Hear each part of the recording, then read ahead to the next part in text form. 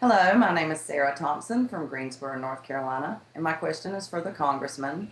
We have no real comprehensive energy policy in the United States. When are our representatives going to get serious about finding an alternative for our energy while putting Americans back to work and getting our nose out of the Middle East?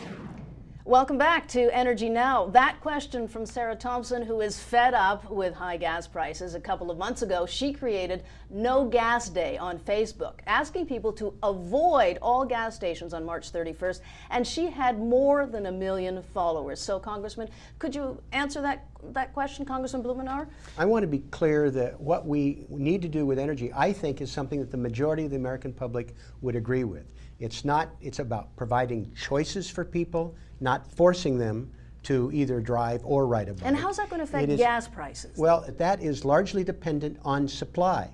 Getting petroleum from farther and farther away or using more and more technology costs more. We're not making any more of it. There is nothing that is going to change a 100-year trend of higher oil prices, higher gas prices. What needs to happen is to give people more choices, not be held hostage. If we were able actually to reduce some demand in the United States, that would shock some of the Middle Eastern producers into not artificially keeping the price high. We have an opportunity for some short-term reduction, but over 100 years, the notion that we're going to have cheap gas is an illusion. Back to Sarah Thompson's question. Well, her question was a national energy policy, and in fact, we've had, in my brief tenure in Congress, one that was passed in 2005, which I was in favor of, one that passed in 2007, which I opposed.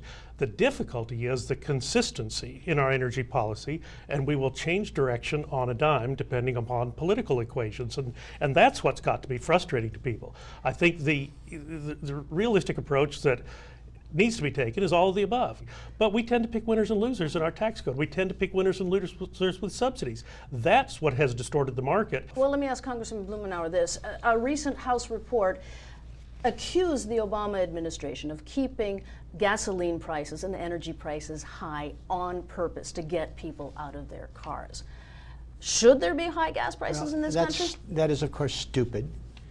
No political regime at home or abroad is going to, in this country, is going to be on a jihad to raise gas prices. The administration has been working on having a more balanced transportation, whether it's higher speed rail, or it is bicycles, or it is streetcars, or it is other options of mass transit. Higher energy efficiency for the cars themselves, so that people spend less. And these are part of the all of the above solution as well. The administration, I think, has been following a path of diversifying the choices available to consumers and diversifying the sources of supply. I don't think it's unrealistic. Look, high energy prices were a campaign promise of Barack Obama when he was a candidate in 2008. He is delivering on that promise for reasons that I certainly don't understand. We marked up a bill in our committee that dealt with the Keystone XL pipeline. The administration has had the environmental impact studies on their desk for over 3 years, and they cannot come to a decision. The bill is not to tell them what to do, but please, sir, come to some conclusion on this process. And the same was true with Shell oil in the Arctic. The same has been true with the moratorium in the Gulf. The administration, by virtue of the fact that it cannot make a decision, has really crippled this industry. You know, we could keep going. We've run out of time. Thank you very much for joining us.